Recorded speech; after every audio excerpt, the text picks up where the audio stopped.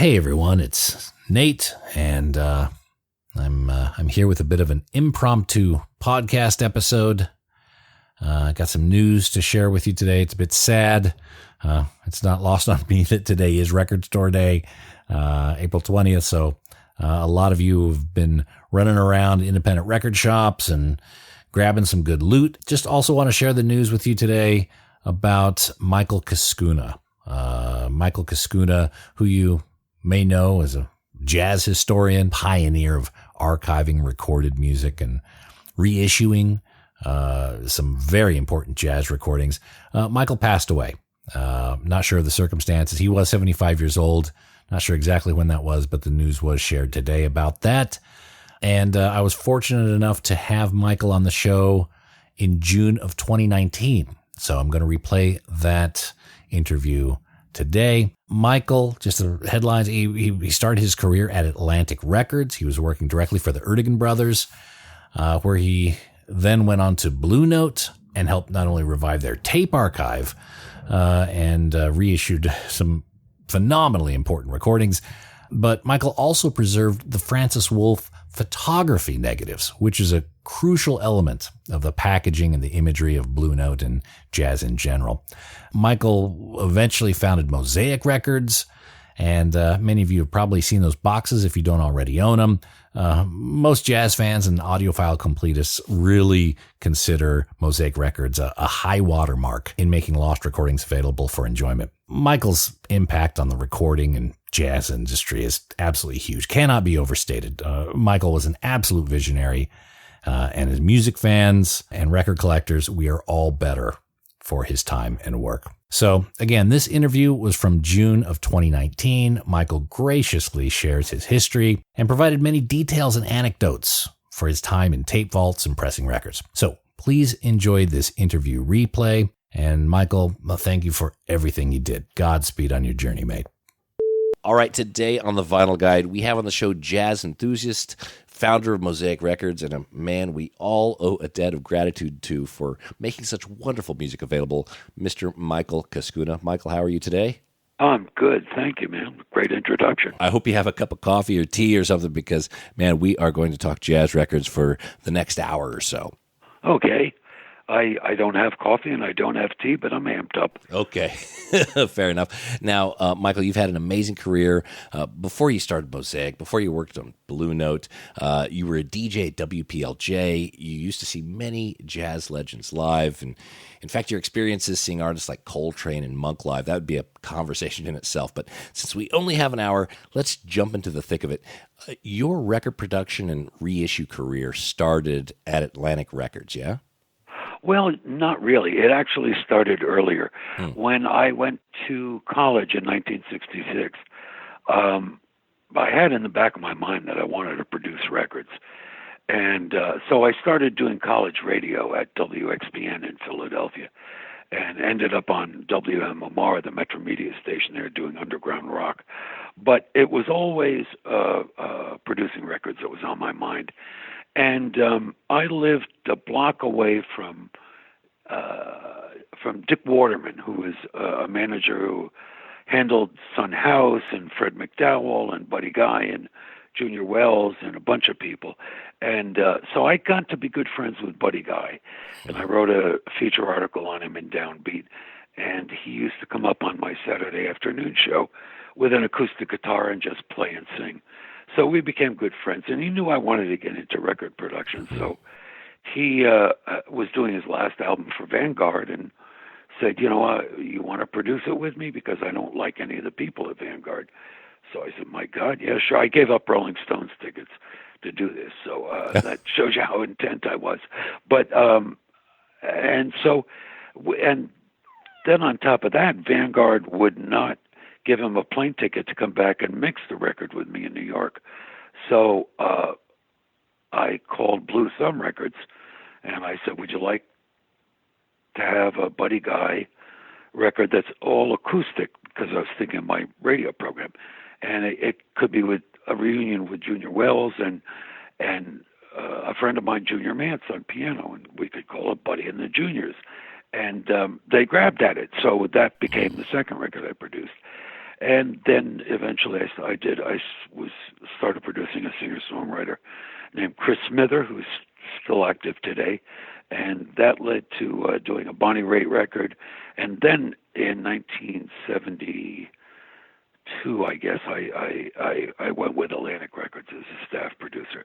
And that's where I got my real education. Oh, okay. So you built up this resume of activity prior, and Atlantic Records had heard of you, got familiar with your work, and then offered you a job as a staff producer, I imagine. Right. What were the projects that you worked on at Atlantic?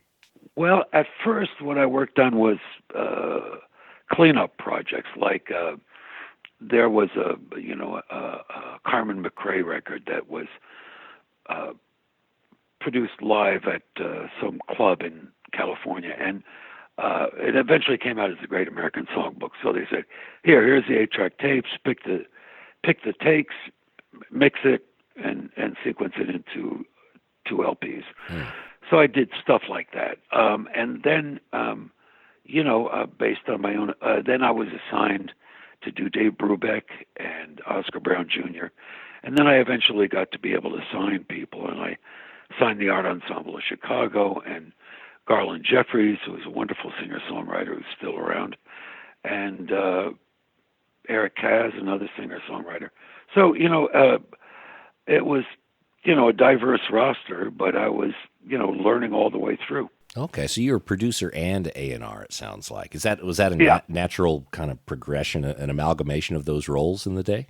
Yeah, it was for everybody except Arif Martin, who was one of the greatest producers and couldn't sign a talented act to save his life.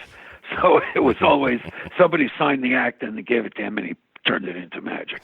But basically most producers were A&R men, and a lot of A&R men were also producers. As I understand the story, when you got to Atlantic, you started doing the roles, and you started getting involved in the material in the Atlantic vaults.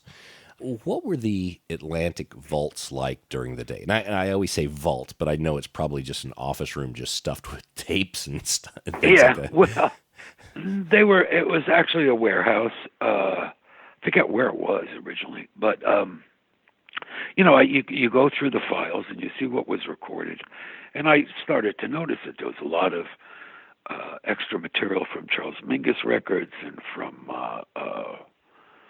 Lenny Tristano records and so on and so forth. So, I started to call up a lot of material, and I created like I forget how many LPs it was.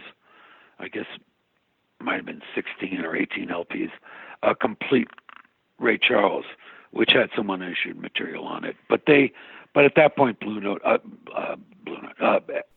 but at that point, Atlantic didn't want to release anything like that. It was, we were getting into the mid 60s, and archival stuff didn't mean that much.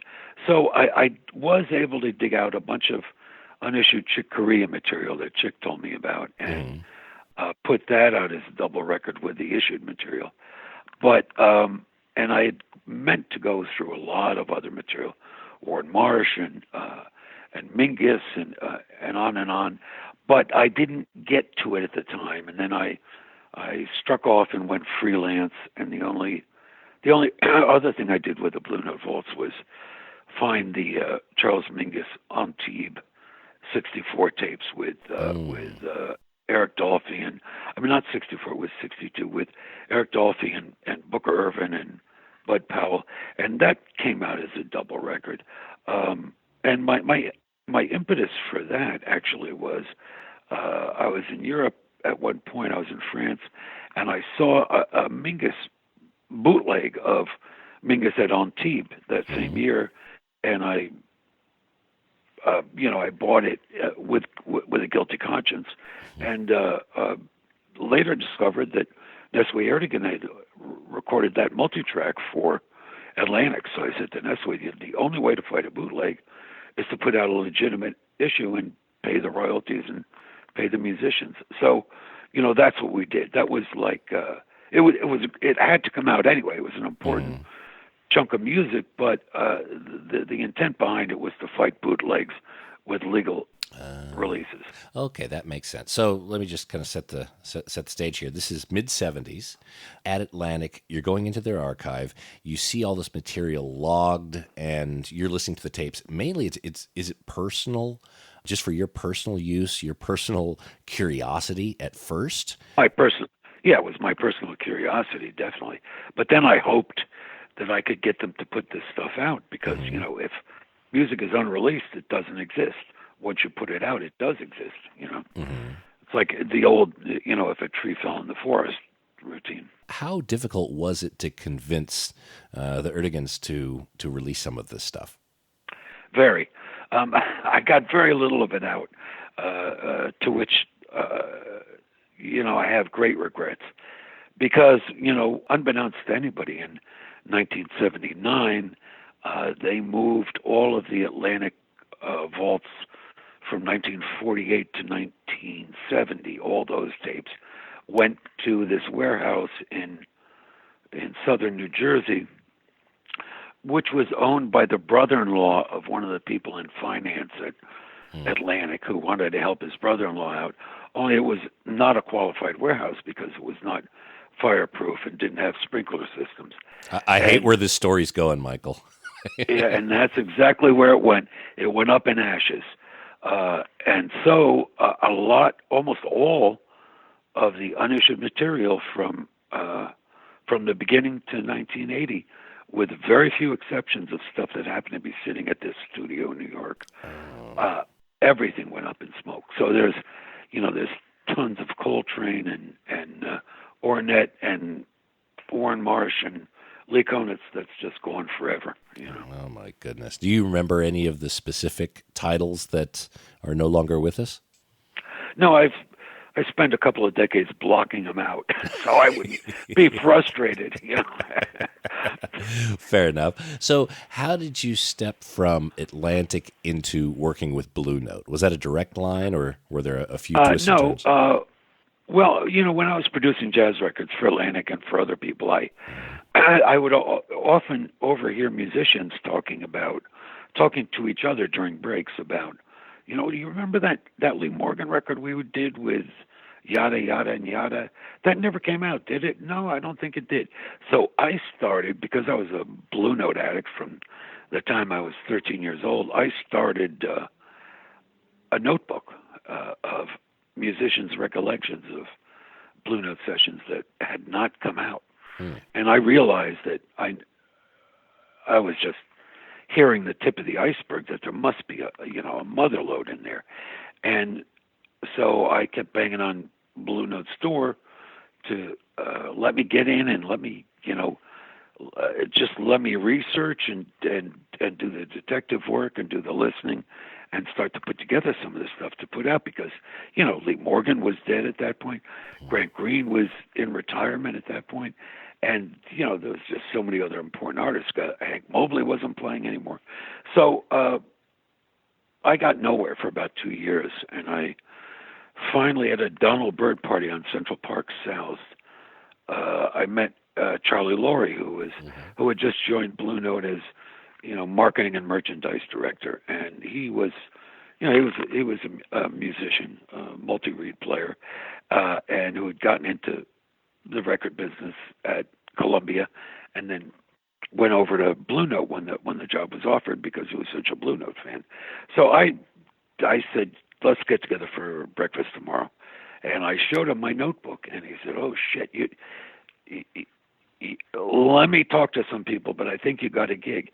So a month later, I was going out to master a Chico Hamilton album that I had produced for Blue Note, and Charlie said, you got a deal, go in and have fun, So I said, oh, great. So that was when I first went into the Blue Note vaults, and it was, it was like an unending job that has gone on until recently, but it was a fairly depressing first day, because I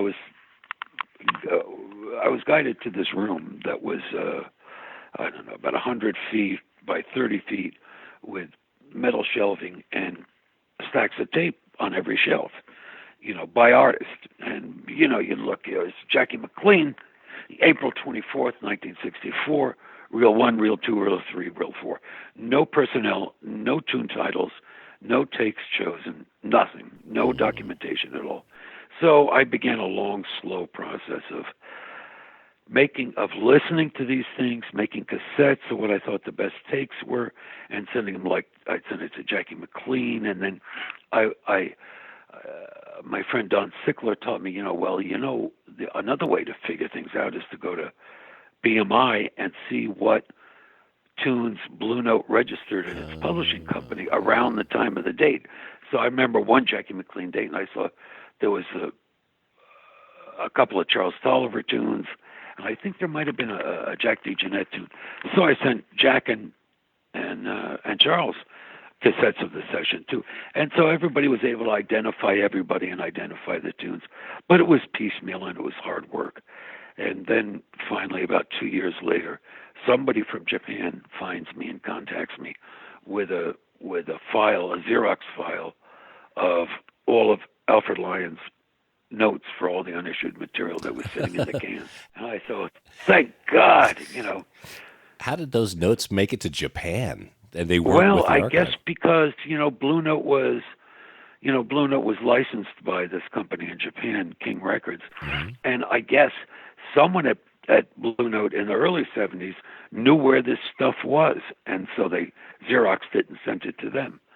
But it's like every other company that the ebb and flow of people is so constant that there's no institutional memory left at most of these companies, and so a lot gets lost, in terms of research and where things are and where things aren't. So now you finally have a bit of a map in terms of what's on these tapes. I assume it wasn't 100% complete, but at least it gets you further than listening to tape at a time. Oh, yeah. Having various conversations. It was 90% there, Now, I understand that you also have the Francis Wolff negatives. How did those come into your possession? Well, when Charlie Laurie and I started Blue Note, started Mosaic Records in 1982, Alfred Lion had only been in touch with Horace Silver since he retired. Mm-hmm. And because his wife didn't want him to get near the record business because it had so stressed him out, and he had a nervous condition and so on and so forth. So Horace was the only conduit between him and the rest of the world. And I used to ask Horace questions to ask Alfred, and he was curious about me and what I was about and so forth. So he read a review in the New York Times of our first Mosaic release, which included the Blue Note Thelonious Monk sessions and the Blue Note Albert Ammons Mead Lux Lewis sessions. So he was so afraid of his wife at the time that he went to a neighbor's house and called the Mosaic number collect. And just as Charlie and I were walking in the door of his apartment, which was our office and warehouse at the time, and Charlie looked like someone had told him his family had been axe murdered, and he handed me the phone. He said, "It's a collect call from Alfred Lion for you." So that opened up an endless dialogue, and we became friends and spent a lot of time together. And, his wife Ruth got on board with the fact that he couldn't stay away from his legacy. As time went on, I learned that Francis had given him his entire photo archive and that it was all in trunks. And, Alfred didn't want to get sad about the old days, so he didn't even look in there. But Ruth was willing to. So, we started to ask them about photos for Mosaic boxes where there were no photos available, like Herbie Nichols, and early Bud Powell and stuff. So she started digging into the archives, and Alfred got involved. And, eventually we were just buying rights to photographs, from them. And, eventually it got to the point where they said, would you like to, curate and take care of this collection? And we did. And eventually, and Alfred passed away, and we eventually bought it from Ruth. And then my wife, who's an artist and a photographer, started archiving it, which took about a year and a half because it was all in a disarray. Same condition like the audio tapes that you found. Well, they were in a disarray in the sense that all the negative strips were in glassine envelopes, and they were with contact sheets, and they were stuffed into manila envelopes with the names and dates and scribbled on. And what you had to do was take it all out, put it into archival plastic sheets, and develop a database system to find stuff. And it was a long process. But then we started with mining that catalog, not just for Mosaic and Blue Note releases, but selling prints. And we published a book in 1995 with Rizzoli, and we've done about 5 books ever since then. But that was the beginning of the whole thing, and it was pretty unbelievable because when you go into the vault with an artist, you expect to maybe, if you're lucky, to find 6 gems and 7 okay performances that are worthy of release. But here we had 20,000 images, 99.8% of which had never been seen by anybody. And so it was an embarrassment of riches that we've been slogging through, that we're still slogging through to this day. My wife and I were just going through Hank Mobley sessions last weekend and picking great shots that we had never noticed before. So it's, it's endless. Now, it sounds like you understood the historical significance of this fairly early on. Did Alfred Lion, did his family, did his friends understand kind of the place that Blue Note held and would hold in the future? I don't think so. Alfred was kind of surprised by all that when Blue Note material would be reissued in the 70s or 80s. I mean, he was kind of surprised by the great reception that it received, in the press. And when I took him to Japan I produced the Mount Fuji Blue Note Jazz Festival there, and it was all Blue Note centric. Like I had a quintet with like Cedar Walton and Billy Higgins and Buster Williams and Woody Shaw and Jackie McLean doing, Sonny Clark minor blues tunes, because the Japanese love minor blues. It's very much akin to their own indigenous music. And when they played the first 2 notes of Cool Struttin', the whole audience, 15,000 people, just erupted, like it was like they were doing some Santana tune or Stairway to Heaven, It was just unbelievable. And I mean, I remember Alfred looking at me like, what? And then when I introduced Alfred on the stage, he got like a standing ovation, and he had no idea how Blue Note was regarded and how much it meant to so many people around the world. So his last couple of years were great because we were able to plug him into seeing the impact that he had on the world. Yeah, because he came from a time when music was fairly disposable. They'd release it, it would last a couple of weeks, and then it would just kind of disappear. Yeah, till the next 78, right? Yeah. Okay. Also in the archive, again, using the term there, the pile of stuff you're going through, Jimmy Reed designs, mock-ups, lettering, tools of a typesetter's trade. When you worked with Blue Note, what was the condition of those items? Did Blue Note tend to hang on to them and file them, or was it like a bunch of hoarders just stuffing things into drawers?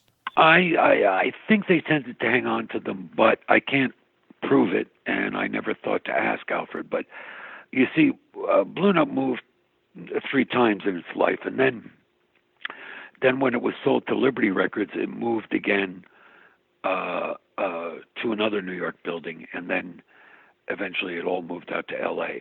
Now, in the process, most, not all, but most of the tapes survived, issued and unissued, and but the most of the A&R files didn't. Hence, I had to find out from Japan what Alfred's file was. But the things like mechanicals, and in those days mechanicals were done on like 10-inch by 20-inch boards. Everything was pasted up on boards. Those were very bulky and very heavy, and I don't know if they saved them at the time, but I do know that they do no longer exist. What did exist was when Bruce Lundvall restarted Blue Note in 1984, and I came aboard. What did exist at that time was the film separations for each of the covers, which were like, about 15 by 15 images on film and layered. There'd be a type layer and a photo layer and a design layer and a background color layer. And I ordered a few of those where the Blue Note record was in a catalog or advertised on an inner sleeve, but it never came out for real. So I ordered all those so I could recreate those covers for the unissued material. But and so that a couple of those things sat in my office for a couple of years, and then at one point we wanted to get more separations of the issued material, and at that point we found out that Queen's Litho in the interim had gone out of business and that everything in their Midwest warehouse was scrapped. So, again, another chunk of history, in dumpsters. Okay. Now, in the mid-'70s, there was these 2-disc releases, I believe, which Charlie Laurie led, the Blue Note Reissue series. Right. What was involved in those compilations? Were they just, pulling tapes and clumping them together? Or how much care was put into those? Well, I think a lot of care was put into it. Initially, it was they had these multicolored covers, and Duke Pearson was doing them, and I know he put a lot of care into them because he was, a producer and arranger, and he was at a lot of the sessions. And I know, like the 2 LP collection he did on Stanley Turrentine, he actually went into the vaults and pulled some unissued material and used it on that collection. Then what happened was that Duke had gotten sick and he had moved back to Atlanta, and at that time, that's when I met Charlie, and I showed him all this unissued material that was sitting there. So when I had, put together about 10 or 15 double albums of material, he said, we got to keep the Blue Note Reissue series title because it's already established. And I said, but this is not reissues, it's unissued material. And we went back and forth, and he won. So we called it but they came out in these tan covers. And that was the beginning of my mining the Blue Note vaults for unissued material. Was Rudy Van Gelder involved in any of these activities? No. At that point, Rudy, in the 2/3 of the 70s, Rudy was exclusively hired by CTI Records. He wasn't taking any other clients. He was block booked by Creed Taylor. And then around 1977 or so, his first wife passed away, and he was fairly devastated. And he closed the studio for like 2 years. And then he opened it back up around 1979 or 80. And at that point, I put together a Blue Note 40th anniversary set for Blue Note in Europe. And I did that with Rudy. That was kind of his first re-entry into the, looking back at the Blue Note stuff he had done. And then as the years went on, we started to do more. We later did the Rudy Van Gelder series, where he got to remaster tons of Blue Note records that he had made, When you think about the material in the Blue Note vaults, what's the volume that you reckon is released versus not released? I mean, 90% released, 70% released? How much material is in there that hasn't seen the light of day yet? Oh, very little. Yeah, it's 95% released. The only things that are unreleased, there's, some very ill-advised sessions that were just a train wreck. There was a Tyrone Washington session that was a complete mess. There was Herbie Hancock that tried to do an R&B kind of funk record in '66. and that just didn't work. It was before he really understood what all that music was about. Mm-hmm. So it was kind of a mess. And Herbie will be the first to tell you, for his Blue Note, complete Blue Note Herbie Hancock 6 CD set that we put out on Blue Note, he, just for curiosity's sake, he let me put out one track, but that was it. There was a Kenny Durham session that was kind of a funky kind of thing around 61, but Kenny's trumpet chops were so bad throughout the whole thing that it was just unreleasable. And there was an Art Blakey session that was just like a funeral parlor. It was just nothing caught fire. And even with Art Blakey on drums, that's hard, but nothing caught fire. So there are things that are just bad that aren't going to come out. But the only good stuff that we hadn't dealt with is that there's still a lot of maybe 2 or 3 albums worth of the 3 sounds that haven't been released. But there's not that much of a demand for them, so I just never got around to finding an excuse to put those out. But that's pretty much it. I mean, from 1975 to now, and I don't know how many years that is, but I have managed to get out everything that I wanted to get out. Yeah, because you got involved in a lot of sessions that were recorded, in the 60s, but weren't released until the Blue Note Classic series, stuff like Wayne Shorter, etc., Art Blakey, Africaine. Yeah. But curiously, they weren't given like a Blue Note treatment with the covers and the pictures and that sort of thing. They almost look like classical music albums or stock photography, more so than they do jazz records. What was the thinking behind that trend at the time? Well, you're talking about the covers that were mainly white with a photo in the middle? Exactly, yes. Yeah. Well, that was at after the double album series died, I kept trying to get United Artists, which owned Blue Note at the time, to revive this and get more of this unissued material out. And they finally agreed in 1979. And there was a young A&R guy there named Gary Gersh, who later ended up being the president of Capitol Records. But his idea, he said, well, right now ECM is the most popular jazz record label in the industry, and why don't we try to do covers that kind of look like that? And I was at a point where I'd won 8 of my 10 points, and I just said, to get this through, I'll let this go. Mm-hmm. And so we did those covers, which I thought were not misguided, but they missed the mark in terms of what the music was. They weren't. If they had looked more like Blue Note covers, they probably would have done better. As it was, I put out, I don't know, about 20 or 30 of them over a period of a year and a half, but they didn't do that well.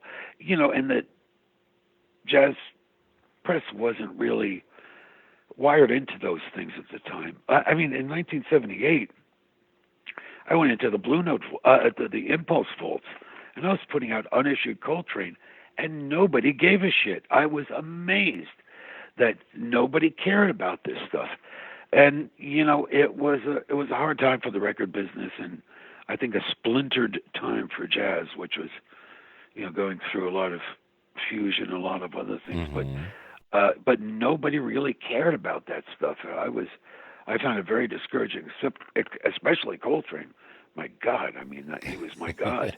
It was certainly the dark ages of the jazz record business during that time. Yeah. But hey, if it wasn't for pockets of the stuff you're doing with Blue Note or some of the issues, there were some Japanese-only issues. I think Blue Mitchell, Step Lightly, and a handful of others as well. So thank God for those pockets of resistance there. When does listening to hours and hours of music get exhausting? I mean, especially outtakes. Yeah. Oh, yeah. Very much. And I mean, the only way to do it is to juggle it. If you're listening to Sonny Clark trio material, then you go to something like Blue Mitchell Quintet, and then after you're burned out on that, you go to something like Wayne Shorter that's a little more exploratory. I mean, you have to balance your stuff. It's interesting that, when you do mosaic sets, which are, 4, 5, 6, 8 CDs, sometimes even bigger, that the only artist that I ever did box sets on and wasn't burned out on that artist for 2 months was Nat Cole and Count Basie. Everybody else, I just couldn't listen to their music for at least 2 or 3 months to regroup. Yeah, it is very tedious. So let's talk about Mosaic. So I'm not sure what year it was founded, but you got the idea for putting together these box sets. Can you tell us about that? Yeah, well, we started technically in '82, but we didn't get to release anything till '83. Basically, Charlie had gone from Blue Note to Warner Brothers Jazz Department, and then was in true record business style, was let go on a downsizing thing on the Wednesday before Thanksgiving in '81. So we'd always wanted to work together, and so we developed a plan for revitalizing Blue Note with Capitol Records, and who had, by this time, Capitol EMI had taken over possession of Blue Note, Pacific Jazz, Liberty, UA, all those labels, and so we made like a 10-page presentation about signing new artists and developing catalog releases. And way in the back, I put one little paragraph about box sets, mainly because both Charlie and I had been big fans of those Columbia box sets that came out in the '60s. There was Jack Teagarden, Billie Holiday, 52nd Street. There was a Fletcher Henderson. There was a bunch of them, and they were so cool with great booklets and stuff. So anyway, so I put that in, and the main reason that I put it in was because during about a year and a half of unemployment, I was living in L.A. with a girlfriend, and I used to go to the United Artists Vault every day, and I'd listen and start cataloging all of the Blue Note tapes. And I got so far along that I'd finished the tapes, and I said, well, I guess I should go back and listen to the lacquers from the 40s. And I started listening to those, and I found a bunch of Thelonious Monk alternate takes and a couple of unissued tunes that were great, but it was only like 28 minutes of music. I said, that will never be an LP. I can never sell anyone on putting out 28 minutes as an LP. And so it occurred to me one day, God, if I ever get the chance, what would I do? And then I realized, well, what I should do, because the Monk material at Blue Note in particular, once the LP era came in, that stuff got jumbled up the way it was released on LP, because it was all 78 sessions. So there was a Monk Volume 1 and Volume 2 that had parts of all the sessions scrambled up, one session going to another. And then there was half an LP's worth of Monk material on a Milt Jackson record, and there were a few things that were only on 78. And I said, well, maybe, the thing to do is to really give this material its due and, retransfer it all and put it out in chronological order. And then I can get my 28 minutes woven in with the rest of this stuff. And so that's how I got fixated on the box set idea. And that became the bedrock of Mosaic Records, because, in the early 80s, the record companies were not interested in jazz. Yeah, so you were able to parlay your connections, not only at Blue Note, but also Impulse, Columbia, all the other, labels, significant jazz labels, to be able to pull that material from all those different sources for the Mosaic releases, yeah? Yeah, because they weren't really interested in any of that material at the time. They were, interested in, breaking the next pop act, or in, maximizing, Bruce Springsteen's catalog. The last thing they were going to worry about is Thelonious Monk or Jerry Mulligan or anybody like that. It was a rough time in the record business, and it would stay a rough time in the record business until the CD came along. Were there any particular labels or recordings that were difficult to get, or were they all pretty open to your suggestions? No, most of them were open, but there were difficult ones. Like Columbia would not give me Miles Davis, and I understand why. If I were them, I wouldn't have given me that either. And then later, when they wanted to organize the Miles Davis vault in a mosaic style of releases, somebody said, "Hey, well, why don't we just call Michael Cuscuna and have him do it?" So I did, and I said, "All right, in exchange for that, you don't want the LP rights. Can I do the LP rights for each of these boxes?" And so that's what I did. I put out CD sets on Columbia Legacy, and I put out the LP counterpart on Mosaic. Oh, okay, that's how that worked. Now, right now, is Mosaic primarily CD based, or yeah, it is. Okay. Yeah, we tried a new line of vinyl, because vinyl really, for us, by the end of the '90s, it was winding down to almost nothing. And I knew that part of the reason for that was the problem of making a counterpart LP set for a Mosaic CD set. Because if a Mosaic CD set is 7 CDs, that's going to be 10 or 11 LPs. And that gets unwieldy and it gets expensive. Yeah. And even though we were doing 180 gram audiophile vinyl, and we were only charging $17 per LP at that time, where most labels were charging $30 per LP. But still, 17 times 11 is a lot of money. Mm-hmm. So we had to phase out LPs with the regular Mosaic line, because it would have put us out of business.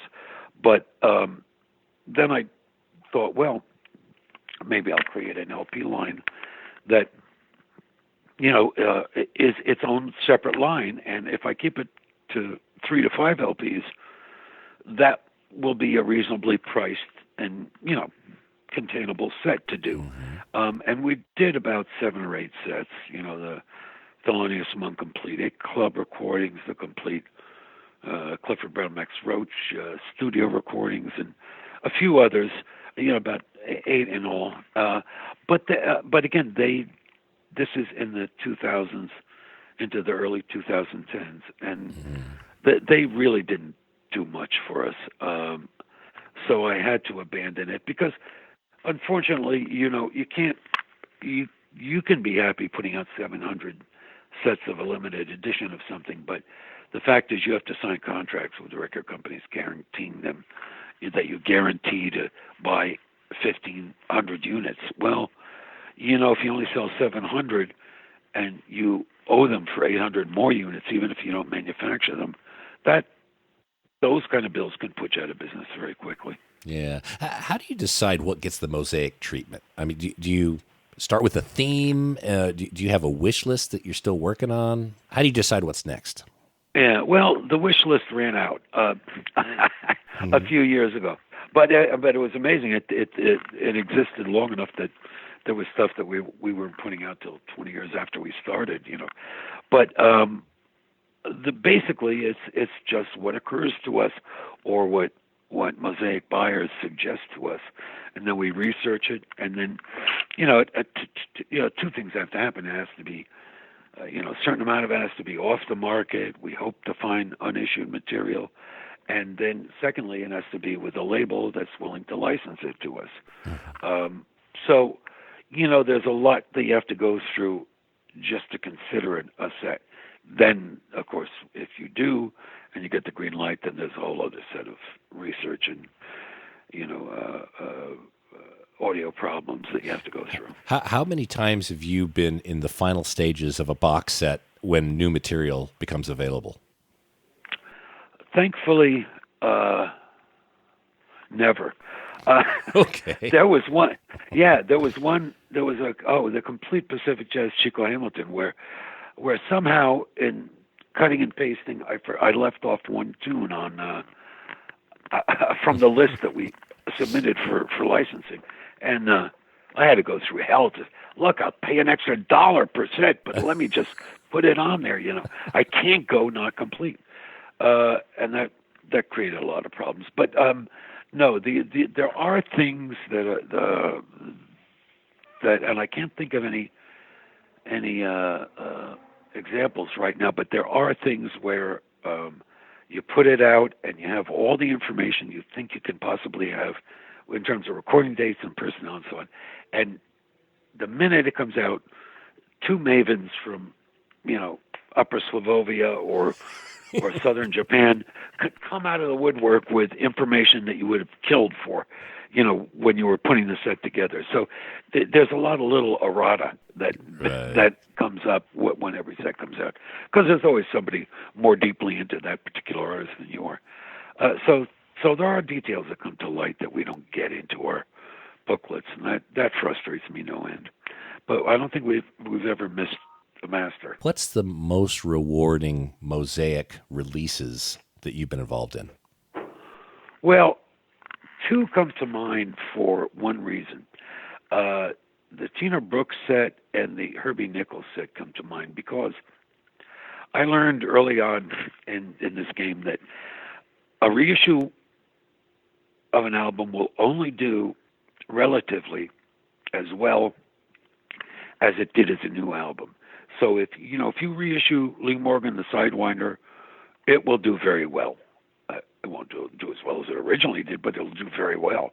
And if you put out Lee Morgan Carumba, which nobody seemed to notice, it won't do well. It won't sell well. So the idea that with reissues you could rewrite history is really not true for the most part. But with Tina Brooks and Herbie Nichols, it was true. They got such press and they got such recognition that that Tina Brooks, who almost nobody knew about, and Herbie Nichols, who only a few dedicated fans knew about, they're like now in the history books, and it was as a result of those sets. And I'm particularly happy with Herbie Nichols because then people started recording his tunes, and there was a whole big renaissance in Herbie Nichols. And that was very gratifying, to kind of be able to affect the past and rewrite history and get somebody their due.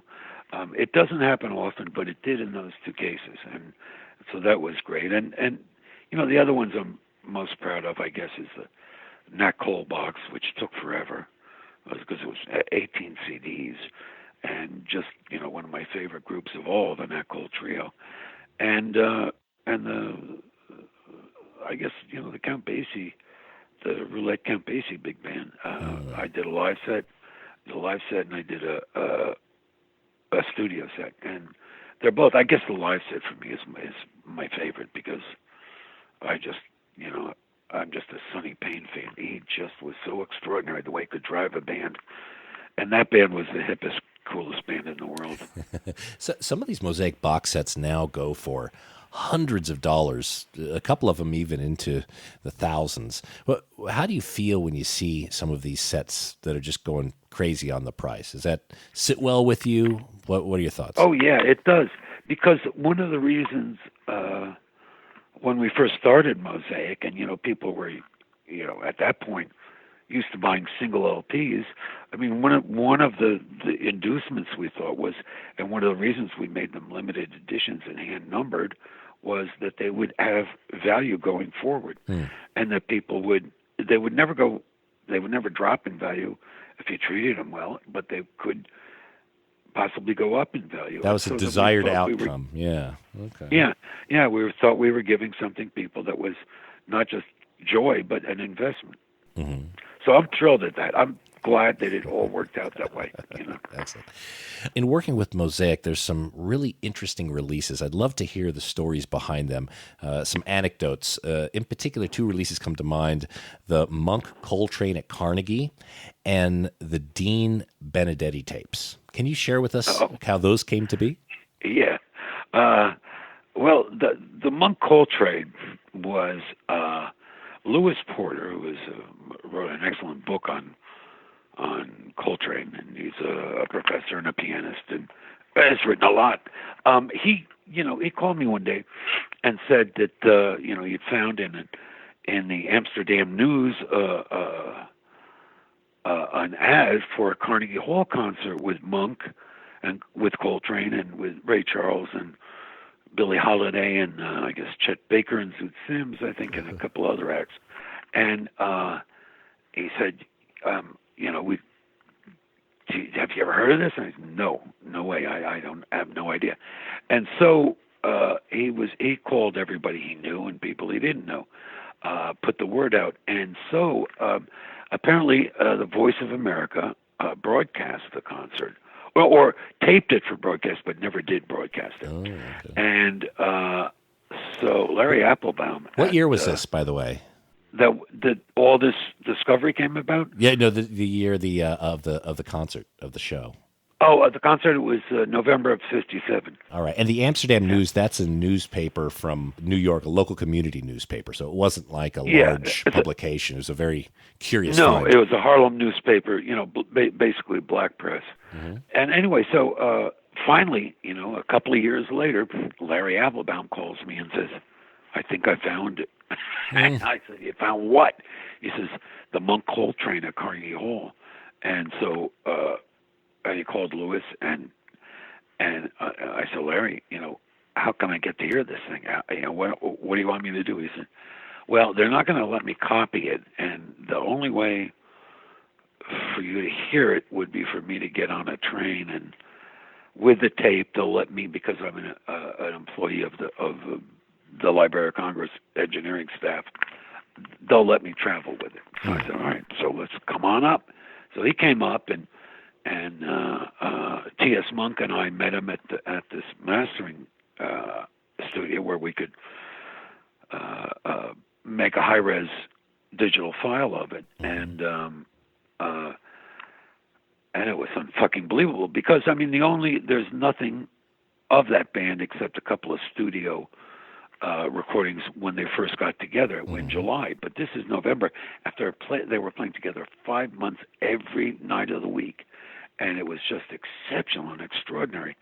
And for me and for Toot Monk, we were both so amazed to really finally hear Shadow Wilson is in a context where he's as great as all the old drummers used to talk about him being. Mm-hmm. But so this is a major find. It was a missing link in the history of jazz, and so we were making a high-res transfer with the idea of cutting a deal with Blue Note. And so they all went out to lunch, and I said, I'm going to just stay behind with the engineer, and I'm going to cut a lacquer on this thing. So I cut a lacquer on it from the original tapes, because the original tapes are going to go away that night and be forever gone. So I cut a lacquer so that I could put out an LP, and worked out a deal with the Monk Estate and with Blue Note, and was able to put out the LP version of that. So that was wow. That was a great find all the way around. You didn't know it existed, and then you were able to find a professional recording of it. Beautifully recorded. Yeah, amazing. Wow. So, never say never, I guess, is what you learn from that. And I suppose the Benedetti thing is another example of that. People talk about the legendary Larry Young, John Coltrane tapes, that when Larry went to Coltrane's house in Dix Hills, Long Island, that they got together and they jammed and just duet, and Larry even told me that and that the tape was rolling. But does that tape still exist? I highly doubt it. But of course I highly doubted it when the whole Dean Benedetti legend was circulating. And then one night after the Grammy Awards, so just to bring people up to speed here on Dean Benedetti. Oh, okay. He correct me if I go off the story here. He was a fan of Charlie Parker. He was on the West Coast, I believe, and Charlie Parker was. No, he was on the East Coast. Oh, he's on the East Coast. Okay. And Dean Benedetti went to see Charlie Parker several nights, and he bought a little record recorder. And it wasn't the records that we think of, the hard ones. It was disc cutter, yeah, a disc cutter, yeah, paper records. And so he recorded hundreds of Charlie Parker solos, but then just stuffed all these records into a suitcase. And there was a bit of a legend around these recordings. They kind of had their own life and hype before they were actually discovered. How were they discovered? Well, they lived in hype when Ross Russell wrote a book on Charlie Parker, and he painted Dean Benedetti as this weirdo, kind of drugged out amateur musician who was, recording Bird on a disc cutter in clubs. And actually, Dean Benedetti was a very serious musician and composer, and was obsessed with Charlie Parker and asked his permission. He got his permission every time to record him, because you couldn't be discreet in those days. You had a big disc cutter sitting on a table. And so, these all went into boxes. And Dean Benedetti went to, in the early 50s, back to Italy, and then he passed away there. And the stuff sat in his brother Rick's basement until one of the nights of the Grammys in the 90s, when Bob Porter won a Grammy for the Savoy Charlie Parker box that he had produced. And after the broadcast, in the middle of the night, Bob said his phone rang. He woke him up, and he said, "Hi, I'm Rick Benedetti. I don't know if you know my brother Dean, but he recorded Charlie Parker, and I heard you just won the Grammy for Charlie Parker recordings, and you might be interested in this." So Bob woke up in a flash and said, "Oh my God, I can't believe this shit exists, and it's falling in my lap," And so Bob went to a couple of major labels, including Arista, which was putting out the Savoy Charlie Parker, and nobody seemed interested. And then Clint Eastwood started to work on the Bird, on the Bird album, Bird film, and so Bruce Ricker set up a meeting with Clinton and Bob and the discs, and Clint wasn't interested. It just didn't suit what his needs were for the film in any way, shape, or form. So Bob was telling me one day, it's just, I can't believe it, but nobody's interested in this stuff. So I said, well, how about we do it? He said, sure. So we cut a deal with Bob, and then Charlie went out and flew out to L.A. and talked to Rick Benedetti and made a deal. We brought the tapes back here. We realized it was mind-boggling, and so I hired Phil Schaap to do the unraveling and the transfers and to put it into releasable form. Wow, that must have been very difficult for the transfers, because those paper discs, but you can only play them a couple of times. They weren't paper discs. They were acetate discs. But then he went to paper tape, which only existed for a very short time. And then he went to regular audio tape. But it presented its problems because it was all in terrible condition, And only a mind like Phil Schaap's could have really put this whole thing together the way it needed to be put together. Well, we're very glad that they ended up in your lap there, and the work that you've done at Mosaic is phenomenal. And Michael, I think I could probably talk to you for hours and hours and just keep getting this great information coming out. But again, we both have to end this conversation at some point and go eat. So let me let you go for now. I'd love to have you back on the show at some point. I'd like to ask the audience to check out mosaicrecords.com. There are many box sets out there. It's hundreds. Well, yeah, but there's only about 30 that are in print at this particular time because everything is a limited edition.